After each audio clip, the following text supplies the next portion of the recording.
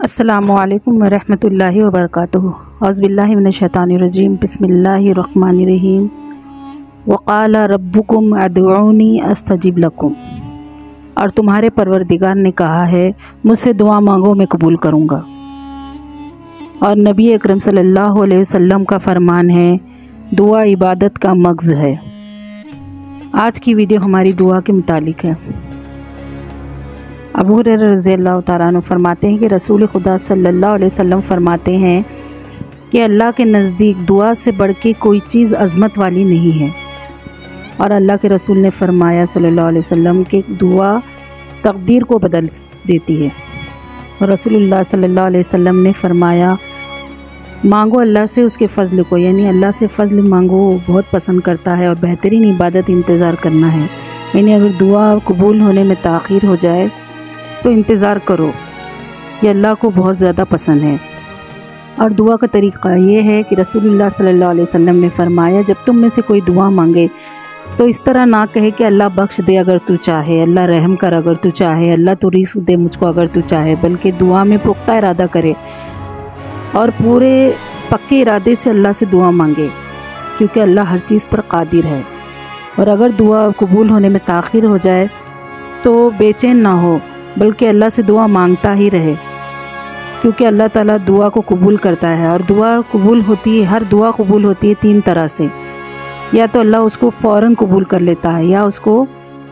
کوئی بلا یا مصیبت آنے والی رہتی ہے اس کو ٹال دیتا ہے وہ دعا کے ذریعے، یا پھر قیامت کے دن اس دعا کا ذریعے اللہ تعالیٰ اس کو بخش دے گا، یعنی ایک دعا کا ذخیرہ اس کی عبادت میں شامل کرے گا اللہ۔ اور اللہ کے رسول صلی اللہ علیہ وسلم نے فرمایا مسلمان آدمی، یعنی مسلمان جب اپنے بھائی کی غیر موجودگی میں اپنے مسلمان بھائی کے لیے دعا کرتا ہے تو اللہ تعالیٰ اس کے لیے ایک فرشتہ مقرر کر دیتے ہیں، اور جب وہ اپنے بھائی کے لیے دعا کرتا ہے تو فرشتہ کہتا ہے اے اللہ تو اس کی دعا کو قبول فرما لے، اور پھر فرشتہ اس دعا مانگنے والے کو کہتا ہے کہ جتنا تو نے اپنے بھائی کے لیے مانگا ہے وہ تجھ کو بھی مل گیا، اور تیرے بھی اجر و ثواب میں، یعنی تیرے بھی مانگنے میں کوئی کمی نہیں کی گئی۔ اور ہمیشہ ایک دوسرے کے لیے دعا کرو، بد دعا نہ کرو، کیونکہ کسی جان کو حق نہیں ہے کہ وہ کسی دوسرے کے لیے بد دعا کرے۔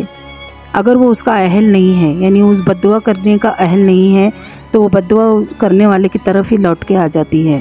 اور اللہ کے نبی صلی اللہ علیہ وسلم کا فرمان ہے کہ ہر نبی کے لیے ایک دعا رکھی گئی تھی، اور میں نے اپنی دعا اپنی امت کے لیے آخرت کے لیے اٹھا کے رکھ دی، یعنی ان بندوں کے لیے، ان امتی کے لیے جو اللہ کے ساتھ شریک نہیں ٹھہراتے۔ اور اللہ سے دعا مانگو تو اللہ سے غافل مت ہو جاؤ،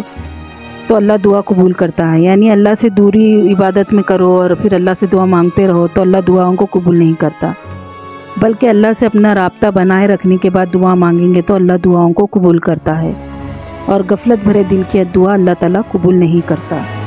نبی اکرم صلی اللہ علیہ وسلم کا فرمان ہے کہ جب تم دعا مانگو تو دعا کے لیے اپنے دونوں ہاتھ اٹھاؤ، اور جب دعا مکمل ہو جائے تو اپنے دونوں ہاتھ کو چہرے پہ پھیر لو۔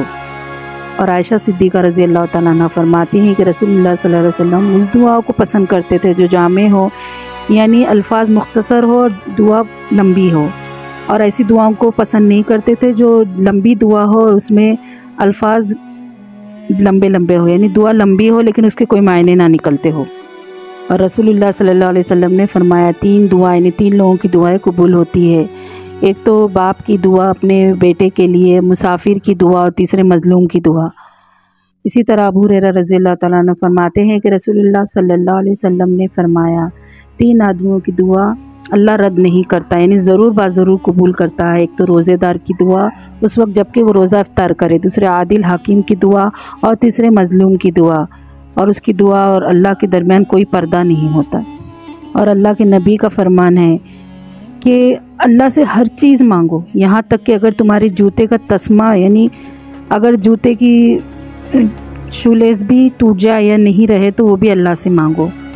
اور اس سے مانگنے میں شرم محسوس مت کرو۔ اور ابو سعید خدری رضی اللہ تعالیٰ عنہ فرماتے ہیں کہ رسول اللہ صلی اللہ علیہ وسلم کا ارشاد ہے جو مسلمان دعا مانگے اور اس میں سے کوئی ایسی دعا نہ ہو جس میں گناہ یا قرابت داری توڑنے کا کوئی بھی وجہ ہو، یا اللہ سے یہ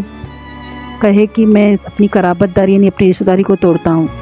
تو اس سے اس کی دعاؤں سے اس کو 3 چیزیں حاصل ہوتی ہیں، یعنی 3 طرح سے اس کی دعائیں قبول ہوتی ہے، یا تو اس کا مقصد جلد پورا کر دیا جاتا ہے، یا اس کی دعا کو آخرت کے لیے ذخیرہ بنا دیا جاتا ہے، یا دعا مانگنے والے کو کوئی ایسی ہی یا اتنی ہی برائی دور کر دی جاتی ہے جتنی اس نے دعا میں اپنے نفع کی خواہش کی تھی۔ تو صحابہ کرام نے عرض کیا، یا رسول اللہ صلی اللہ علیہ وسلم، ہم اب تو بہت زیادہ دعائیں کیا کریں گے۔ اس سے پتہ چلتا ہے کہ دعا ہر حال میں قبول ہوتی ہے اور ہر حال میں دعا مانگنی چاہیے۔ وآخر دعوانا ان الحمد للہ رب العالمین۔ السلام علیکم ورحمۃ اللہ وبرکاتہ۔